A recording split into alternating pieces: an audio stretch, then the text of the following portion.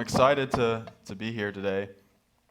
You know, as music was going on, I just saw Holy Spirit was showing me just Him moving through everyone's hearts today and just tilling the soil, preparing the hearts for the seed that He prepared today to be thrown into the soil. So I really hope that during that time that you welcomed Him in to really prepare your heart for what He's prepared to share today.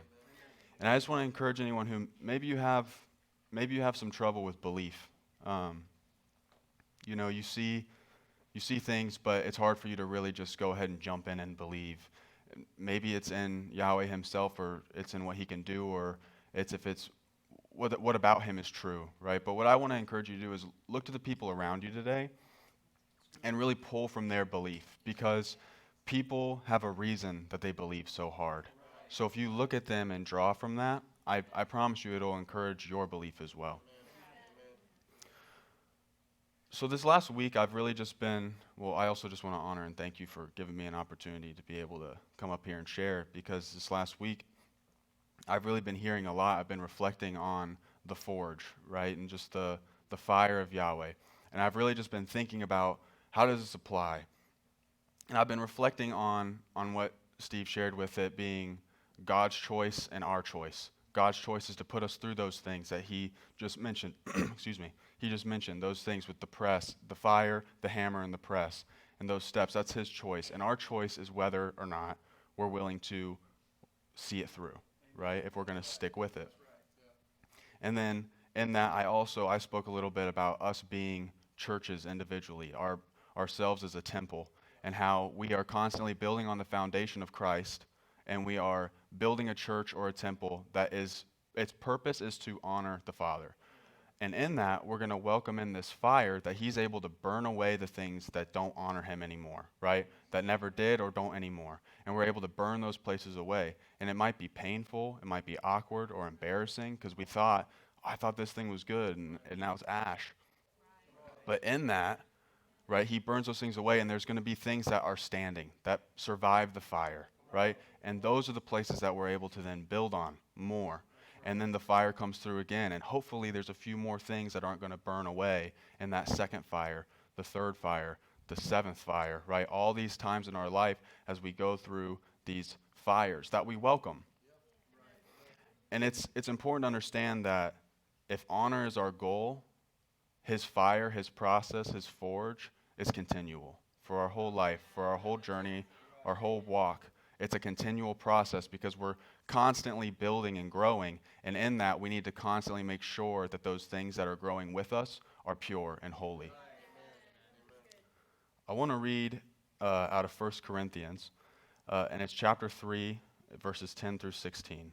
And this is Paul, if you aren't familiar, and Paul's writing a letter to a church or I don't remember Corinth, I think is how you say it, but he's writing to a church in Corinth, and he's really encouraging them to set a standard in their community. That's kind of how I would summarize 1 Corinthians. So in 3, he says, "According to the grace of God given to me, like a skilled master builder, I laid a foundation, and someone else is building upon it. Let each one take care how he builds upon it, for no one can lay a foundation other than that which is laid, which is Jesus Christ. Now if anyone builds on the foundation with gold, silver, precious stones, wood, hay, straw, each one's work will become manifest, for the day will disclose it, because it will be revealed by fire. And the fire will test what sort of work each one has done. If the work that anyone has built on the foundation survives, he will receive a reward. If anyone's work is burned up, he will suffer loss, though he himself will be saved, but only as through fire. Do you not know that you are God's temple and that God's Spirit dwells in you?" Now I want to go back to verse 15 and really focus there. And that reads, I'm going to read it again. And it says, "If anyone's work is burned up, he will suffer loss, though he himself will be saved, but only as through fire." Now, what that means is that you're only saved by the loss that the fire brings, right? So when that fire comes through, it's going to burn away all the bad, right? All the ugly, all the things that you don't need to have with you. And that loss, as it burns those things away, that's your gain, that's your salvation. Because otherwise, if that fire never comes, you're going to keep building upon those bad things. So you need that fire to come so that you can cleanse those parts away so that they don't just continue to fester and grow. And before you know it, you're going to have out of control this giant thing that doesn't honor the Father. And if you welcome the fire then, it's going to be way more catastrophic to you. And you're going to have a hard time deciphering if this was good, bad, what's going on in my life. And that's why it's important to let that fire continuously come, to nip those small things while they're still small. If the fire never came, the bad wouldn't have been eliminated. And though it can feel painful and embarrassing, it's important because Yahweh's fire transforms us and it changes us. And as I've just been reflecting over it, it's been such a cool symbol, the forge. The forge is such a perfect symbol for the fire of Yahweh because it touches other aspects as well. I even saw with baptism how you can see the forge in baptism. So that initial baptism that you have is when you're baptized in fire, right? You maybe have heard that before. And that's when your spirit is baptized. You're baptized in the Spirit. And that's where that true transformation starts to happen, right? As you're baptized in fire, you're able to be heated up and be able to have change be possible, right? Because if you just start banging on a piece of metal with another piece of metal when it's cold, you're going to break it and mess it up. You have to first heat it up. So it's baptized in fire, right? And then you pull it out and it's able to be transformed. It's able to be changed. And once that change occurs, then you baptize it in water because then you're solidifying the change that happened within the fire. But as good of a symbol that is, it's important to know that that's not the only time that's going to happen. It's not just a one-time thing where I'm baptized in fire, then baptized in water. That's that initial one that's like a staple in our life, right? Where we can always call back to that, like, this is the day that I was saved, where everything changed for me. But we continue to go through those times, and we continue to grow and change and be used for what Yahweh wants to purpose in our life. Once we join ourselves to his purpose in us, there's a 100% chance that more change is going to have to happen. Because he's constantly ready to continue to grow you and change you. He doesn't make us perfect beings from birth, and he doesn't make us perfect beings in our rebirth. It's a continual process of growth. We're not ready for, it's a process. You can't just rush it. So there's a continual movement with Yahweh. Though he never changes, we continue to change. And as sons, and when I say sons, I mean Christian, believer, a daughter of Christ, a son of Christ, all these different words, but I use son because that's the most resounding to me is I'm a son of the Father, right? And in that, as sons, we have to be comfortable with change. We have to be. Even in the middle of all the discomfort that change can bring, right? So change can be uncomfortable, but we still have to be comfortable with going through that change. Right? So as sons, we have to be comfortable with changing, even in the discomfort that change brings. How many of us, I know I have, and I want you guys to participate so I'm not alone. How many of us have ever had a job, right, where you went and you applied, you did all the things, you went and had your interviews, and you thought you understood, okay, this is what the job entails. Like, I'm going to do this, this, and this. I want to do it. I'm qualified. Or maybe I feel like I'm close to qualified. And then you get the job, you show up for the first day, and it is nothing like what you expected. All the things that you thought, this will be my responsibility, I'm going to do this and that, none of that is it. It's like, or maybe it's just a small part and they expect you to do all these other things, and you're like, this is not what I signed up for. Well, I had a job. Did anybody else have a job like that ever? Because I'm not talking about this job. No. I had a job when I was 17, and I worked at a summer camp. It was called Butler Springs. Well, I don't know if I should have. Well, I was the problem. They weren't the problem. I was the problem. But I worked at a summer camp. It was called Butler Springs, and I was brought on as a lifeguard, or so I thought. I thought, okay, they need a lifeguard. I can do that. I'm a good swimmer. And then they provided the training. So there was a lake that was a couple miles away, and it had like a water park. This is in Ohio, so there's no alligators. And it's this huge lake, and they have like water slides and all this stuff at this lake. Well, they train all of their lifeguards because they had a huge staff, but they let the camp send their lifeguards over, and I think there was 4 of us. So they'd send us over, and we did the training there. Well, it was freezing cold. It was scary because it's in a lake, and you have to like search for dummies in the water and stuff, like all kind of crazy stuff that I wasn't gonna have to deal with at my little pool at the camp, you know. But I was like, whatever, it's fine because this summer's gonna be awesome because I'm gonna sit up in the lifeguard chair. I'm gonna get tan, right? I'm just gonna relax at the pool all day, every day. High schoolers already know how to swim. Like, no one's gonna jump off the diving board that can't swim, so I'm good. That's what I thought. I thought this is gonna be the best summer. I'm just gonna chill out at the pool all day and get paid for it. Well, that is not what that job ended up being. When I tell you that I was a lifeguard maybe 5 times all summer, that might be generous. And I can only think of one time I got to even lifeguard in the sun. I did night swims. Yeah, they made me do the night swims the other times. And it's cold, and everyone's trying to splash you because they think it's funny because I'm wearing like a hoodie, hoping not to get wet. But I never got to be a lifeguard, barely at all. And what I did end up doing was I did a lot of landscape. So, um, like that was the primary. So I'm mowing acres like every day because by the time you finish mowing this half of the property, this half's already grown back. So then you're just bouncing. They had a creek, so I had to like weed eat through the creek, all this stuff. So I did that. I did pest control, which is just me running away from wasps as I spray their nest. I did maintenance, which is fixing the lawnmowers that I messed up, or fixing golf carts because there's golf carts that I didn't get to use, but they were there. Just working on those. General maintenance, general pest, again, wasps. And I also got to do, this was kind of fun, but, I did security as much as a 17-year-old can. So that just means I was staying up at night, scared, hoping that no one drives onto property because then I just have to call 911 and keep them there. So that wasn't fun. It was fun after. I acted like I liked it. I didn't. And then I also did like zip lines and stuff. So I'd be up in some tree, kids come up, I'd hook them up, send them down, which is cool the first like 3 times. After 3 hours, it's not cool anymore.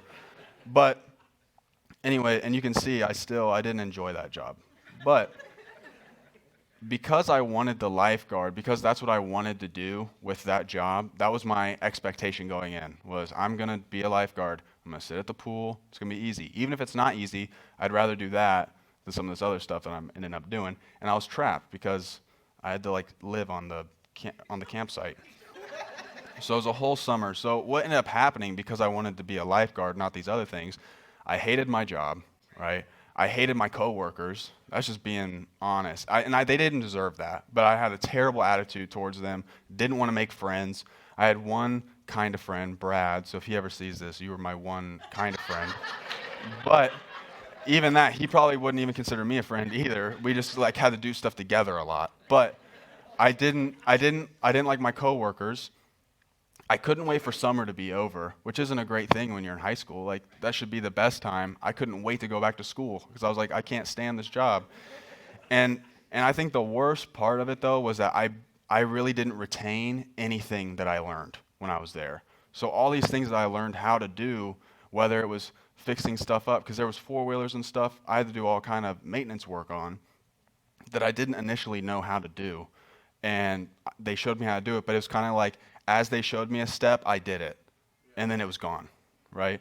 And same with lawn mowing and things. I learned little tricks and things like that for, just how to make it look the best, or what lengths are good, and all these things that I just immediately forgot as soon as the job was over. I was like, thank God this is over. I'm done, right? I don't have to remember any of that. And then a lot of those things I know how to do now, but not because of that job, because I had to relearn it when I had to do it again. So I had to relearn how to work on things. I had to relearn how to mow correctly and weed eat correctly and not let your stuff get all tangled up and all these little details. But I had to relearn everything that I should have just learned one time at that camp. And I question, what could I have gained if I had leaned in what I was supposed to be rather than grabbing onto what I thought I was supposed to be, right? So I could have really just held on to, okay, this isn't what I expected, but let me do it the best I can, and it's going to benefit me. But instead, I was just like, I'm supposed to be a lifeguard. I'd be mowing the lawn, looking over and seeing someone up on the lifeguard stand, and I'm like, they did it yesterday. Why can't I ever get a chance? They only ever let girls do it. I was like, they're not strong enough. But anyways, but I really wonder, what could I have learned or what could I have gained if I would have leaned in what I was supposed to be rather than holding on to what I could have been. So I tell you this story, and what does that really have to do with forging? Um, Yahweh, there's times where maybe Yahweh needs a sword, right? We've used sword as an example for a forge a few times. Maybe he needs a sword for something. So he's going to take you, he's going to put you through the forge, he's going to hammer out the inconsistencies, press you out. You're going to be a big sword. He's going to polish you up, grind all the ugly stuff off the outside, and he's going to make it sharp. You're going to be a perfect looking sword ready to do all the things that swords are supposed to do, right? But then there's going to be a time, I don't know if you've ever seen the show Forged in Fire. I really like that show. It's hit or miss. You might think it's boring or you might think it's really cool. I think it's really cool, but it's a contest show where they're literally forging against each other. So there's like 4 people. They all start out with nothing, and they have to all create the same weapon, right? And then they test them and see who made the best sword, dagger, spear, whatever they're doing for that challenge. But at the beginning of every episode, there's always like this big pile with a sheet on it. And the guy, he's like, all right, contestants, so this week, boom, pulls it off. And then it'll be like car parts or a bucket of nails, random stuff, giant springs or a tractor, like a whole thing. And he's like, you're going to have to figure it out with this stuff. And the time starts now. So they all run over and they're trying to cut off pieces of this tractor and then run over and test it and see if it's good metal, because they don't know, because it's all red, it's painted and whatever. So they're like, I don't know. So they're testing all this stuff. And then what they do is they start heating it up and just reshaping it, right? So then it was a spring, and by the end of it, they all have swords, right? Now, and it's really cool to watch. But the cool thing with forging metal is that you can melt things down and reforge it again. So that spring at one time wasn't a spring. What it looked like, I don't know. But they melted it down and forged it into a spring. Then they took that spring, melted it down, turned it into a sword.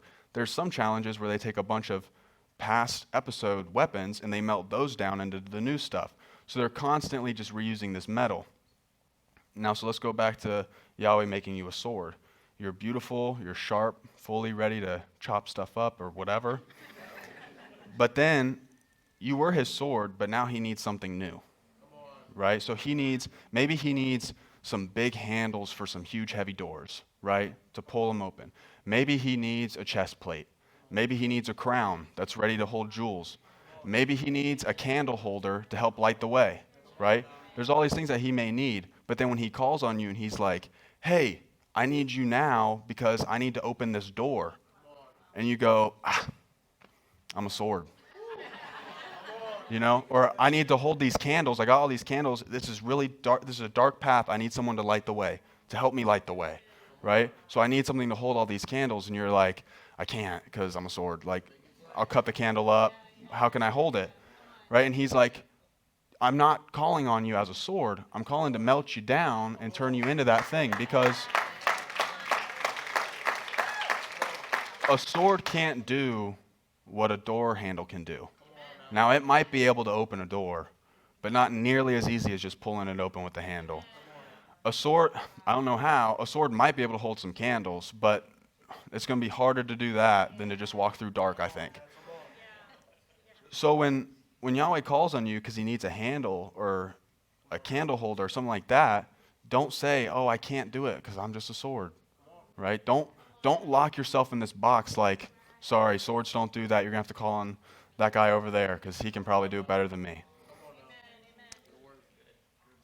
Before I came to The Rock, I moved to Orlando to go to MMI, which is a Motorcycle Mechanics Institute. I had worked in Harley-Davidson dealerships before I moved here. And that was my plan for my life, right? At least for however long I had to do it. That's how I felt. Because it wasn't about some passion. It was just, I like bikes and I can work on them and get paid. That's how I'll do it. That's how people around me did it. You just find what you can tolerate. And if you can get paid for it, perfect. You know, maybe I won't hate my job and I can do it at least for like 15 years before I just want to do something new. So that was kind of my plan. And I went through the school, I got certified, so I'm actually still, it's like not expired, I'm certified to work on Harley Davidson motorcycles. But I was called to ministry, right? And I never went to seminary, you know. I was like, I'm in tech school, not seminary school, but I got called to ministry. And I ended up answering that call, and it's changed my life way more than I could one ever imagine, but also it's brought me into things that being a motorcycle tech wouldn't have brought me into.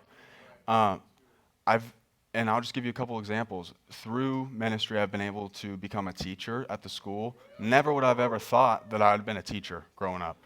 I became a husband, which I really didn't think. I didn't know if I'd ever be a husband. You know, I was like, I don't know if anybody's ever going to deal with this. I found somebody, you know. And then on top of that, I've become a father. And that, I couldn't even see myself being a husband. I really didn't know if I'd ever be a father, at least not one that someone would let me see my kids. And that's really how I felt. But you know, through answering a call to ministry, even though I didn't feel like maybe that's necessarily where I had formed myself, Yahweh had a plan for me, and through that, He's taken me through some fires. I had to get a lot of inconsistencies hammered out of my head, right? There was a lot of problems that I had to get purified, and I'm still not perfect, and I'm still willing to change more, but I've been formed, and it's led me into new avenues that wouldn't have happened if I wouldn't have answered that initial call for what He needed. So I want to look at a couple examples of people in Scripture who did the same thing, just so we can kind of connect it and see, you know, other people that have done the same thing and people that we're familiar with based on our Bible stories. So when we look at Abraham, right, when we look at the beginning of his story, he was a son. Essentially, that's what he did. He was a son-in-law, but he lived with his father-in-law. He worked for him, and he was growing the family business. Like, he wasn't a bad son. He was good. But Yahweh called him, and he's like, all right, I know you got the setup, but I want to make a name for you and your family line, so I want you to leave and become a sojourner, right? You're comfortable here. Everything's set. You're set for life. Your family's set for life. I want you to take a risk and just uproot and move. And he did it, right? So he starts going and he's sojourning. Then Yahweh says to Abraham, okay, I'm going to make you a father. And then through being a father, I'm going to make you the father of nations, of my people. And Abraham was like, well, I don't know how you're going to do that because my wife can't have kids. And he's like, just trust me. So in that sojourning, he continued to trust. And it wasn't quick. Like, his story doesn't take place over 4 days. It takes place over years and years. And he keeps walking in that, and he's being changed and he's being crafted, right? Because you look at him in the beginning, if you read his story, he wasn't like super upstanding. Like, he was a good guy, but he was afraid. He didn't stand up for his wife. He's like, she's my sister, so that they wouldn't kill him. Really. And then kings would take his wife, and then before they could get to her, Yahweh would like curse them, and they'd be like, whoa, what's going on? He's like, okay, it's my wife, it's not my sister. But like, that's not how he shouldn't have been carrying himself like that or covering his wife like that. That wasn't covering. But in that, he was formed and he was being worked on. And by the end of it, I mean, we know him now. Father Abraham had many sons, right? We sing that because we followed that. We're sons of Abraham, right? Through Christianity, we followed him back, and he is the start of Yahweh's people. There's another one. We've got Joseph, and he was the son with the coat of many colors, right? And how did he start? Same as Abraham, similar to Abraham. He was a son, and he looked over affairs, but he was kind of arrogant and annoying. He was the youngest, and he was letting everyone know he's the favorite. But in that, he was a son. And what happened was his brothers got tired of it, and they sold him into slavery. I'm super paraphrasing all these, by the way. I encourage you to go read the stories for yourself because they're very good, but this is just to make the point because this is all still how the sequence goes. So he was a son sold into slavery, so then he willingly becomes a servant. So he starts serving and working in these different houses of powerful men. But then more bad things might happen or do happen, and he gets thrown into prison at one point, right? So he was a servant, did that faithfully, thrown into prison. And in prison, then he becomes a prophet. He opens up, not necessarily becomes, but he starts to walk as a prophet. He starts deciphering dreams, and that gets him into the court of the most powerful man in Egypt, right? And he starts deciphering his dreams, which led him then into being a ruler. So he went from a son, a servant, a prophet, a ruler, right? All these things, but he couldn't have just gone son, ruler. He had to go through these changes and fulfill these places that Yahweh needed him. He needed him to be that prophet. He needed him to be that servant, whether to teach him or for the people around him. And then the last example I've got is David. And we're all familiar with David. He was a shepherd, right? When we first see David in Scripture, he's a shepherd. And he's a good shepherd. He's taking care of the sheep. All his brothers are getting tested out to be the king. And he's just taking care of the sheep. Gets into it. I won't tell that whole story. But through that, he goes from shepherd to then giant slayer, right? He answers that call. No one else is willing to face this giant, to face the enemy. And he's like, I'll do it. Even though I'm just a shepherd right now, I'm going to step up and be the giant slayer. I'm going to be the warrior. And from there, he really gets a name for himself as a warrior. And he starts fighting and battling for God. And he also becomes a servant to the king. And the king, he ends up, long story short, his mind is poisoned against David. And he becomes jealous of his fame and popularity and promise from Yahweh. And he starts to target him to try to kill him. In that, David never stopped being his servant. David had plenty of, if you read his story, he had opportunities to kill Saul easily. And the people would have welcomed David with open arms. Like, we're ready for you to be king. So if you kill him, we're not even going to try to fight you about it. But he didn't. He refused because he's like, that's not what I'm supposed to do. Right now, I'm his servant. I'm his son, even if he's trying to kill me. And Yahweh ends up taking care of that for him, and then he does become king the right way. So he went from shepherd, warrior, servant, king, right? And all the same thing. And if we think of David, he could have at the very beginning said, oh, I can't fight Goliath. Like, I'm a shepherd. That's it. I got sheep back at home. I'm dropping off lunch for my brothers. I got to get back home. Like, good luck with this giant guy. And that's it. But he didn't. He answered that call and he said, yes, I'm a shepherd, but I'm willing to fill the role that Yahweh put before me and change myself into what I need to be for this moment. He went through the forges that Yahweh set before him and becomes one of the most famous men in Scripture, fulfilling the places that Yahweh purposed for him, and let him be known as a man after Yahweh's own heart.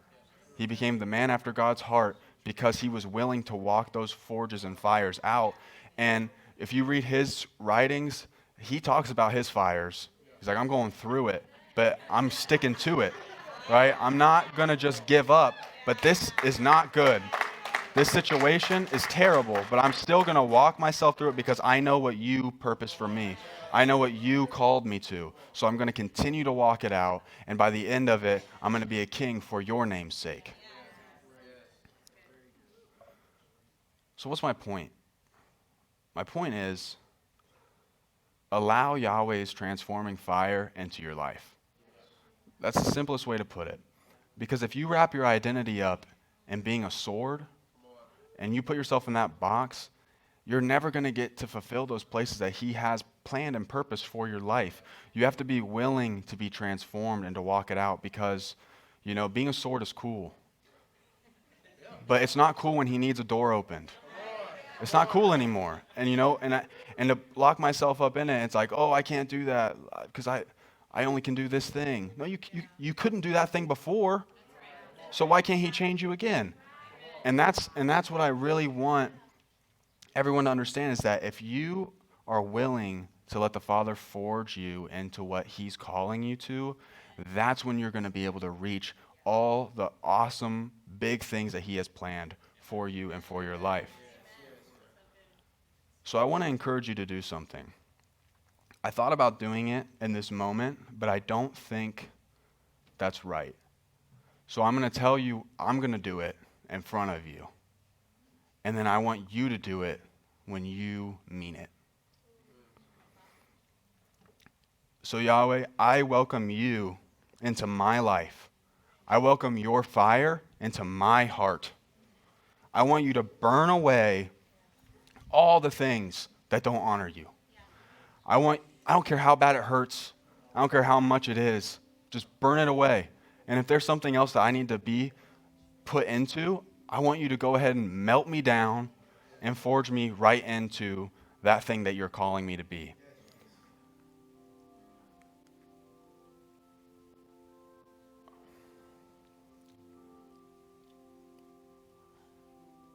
I know it's hard to do it sometimes because when you welcome it, you're welcoming something uncomfortable. And that's why I want you to do it when you're really ready to do it and when you mean it. Because if you truly welcome that fire in, he's really going to let you have it. He really is. I'm telling you. So when you mean it, that's when I want you to say it, okay? Because I mean it right now. And I know some of you also mean it right now. But some of you aren't ready. Some of you need to think about it. Because when you do it, because you can get out of it. That's the worst part. Is that when that fire starts, you can say, never mind, never mind, never mind. But that's not going to get you, just like we talked about last week, that's not going to get you to what he's trying to get you to. So when you really mean it, that's when I want you to welcome his fire into your life. Because I don't want you to turn back from it. I don't want to turn back from it. So Father, I thank you for this word, and I thank you for this people. Because this is a house that desires to honor and bless you in everything that we do. And we're ready to go through the forges that you've laid out before us. Before we were ever born, you knew these paths that we could take, and you've already laid them out. And we're prepared for you to prepare us. Yahweh, help us not box ourselves into some identity that you only meant for a season. And let us learn from each phase and each place and each tool that you form us into, so that after each fire, we're more ready for the next one, so that less is burned away and more of you is left each time. Yahweh, we love you, we honor you, and we are excited for all that you have planned for each of our lives and us as a family. So we lift our voices and we rejoice over your name, and we say amen.